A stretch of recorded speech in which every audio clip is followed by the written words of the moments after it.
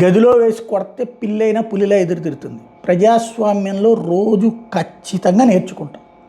మనకి నిజ జీవితంలో ప్రతి మనిషి కూడా నిరంతర విద్యార్థి. మనం చదివేసుకున్నాం, స్కూల్లో నుంచి వచ్చేసాం, కాలేజీలో నుంచి వచ్చేసాం అన్న సర్టిఫికేట్ పట్టుకుని తిరిగితే సమాజంలో మనం బతకలేం. నిరంతరం మన జీవనయానంలో ఎదురయ్యేటటువంటి సవాళ్లలో నుంచి నేర్చుకునే పాఠాలు తదుపరి రోజుకి, తదుపరి సంవత్సరాలకి, తదుపరి మన జీవితానికి ఒక నిర్దేశం. ఇవాళ కూడా మనం నేర్చుకుంటూనే ఉంటాం. రాజకీయాల్లో ఈ నేర్పు అనేటటువంటిది ఖచ్చితం. మనం ఎలా అనుకుంటే అట్లా మనం సెలబ్రిటీ అన్నటువంటి ఇమేజ్తో వెళ్ళినటువంటి పవన్ కళ్యాణ్ ఏమయ్యాడు? 2 నియోజకవర్గాల్లో ఓడిపోయాడు. దెన్ పారిపోలా. ఏం చేశాడు?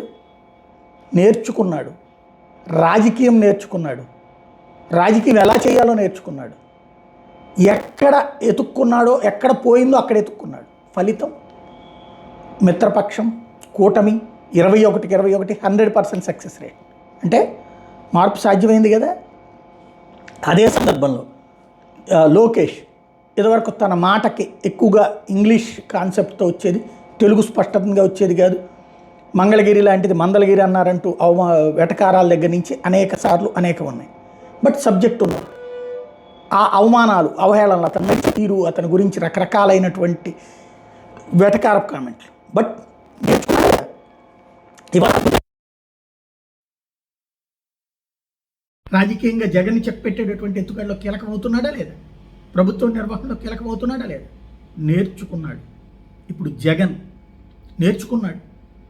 ఓ పక్కన కాంగ్రెస్తో పోరాటం, జైలు, అరెస్టులు, ఆ తర్వాత బయటకు వచ్చి ఎన్నికల్లో ప్రతిపక్షంలో మళ్ళీ దెబ్బ కొట్టడానికి ప్రయత్నం, అందులో 23 మంది ఎమ్మెల్యేలు లాక్కోవడం, ఆ సందర్భంలో అసలు పార్టీ ఉంటుందా లేదా అన్నటువంటి స్టేజ్ నుంచి పార్టీ నడుపుకు రావడం, మళ్ళీ ఘన విజయం.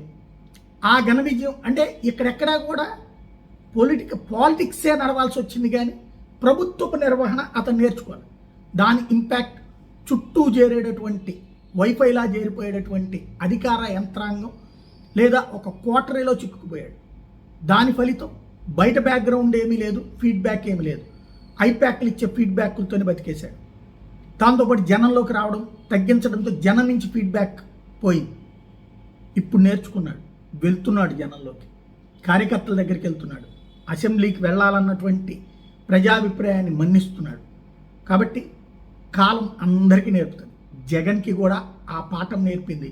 ఇప్పుడు అందుకనే ఎక్కడ పోయిందో అక్కడ వెతుక్కుంటున్నాడు.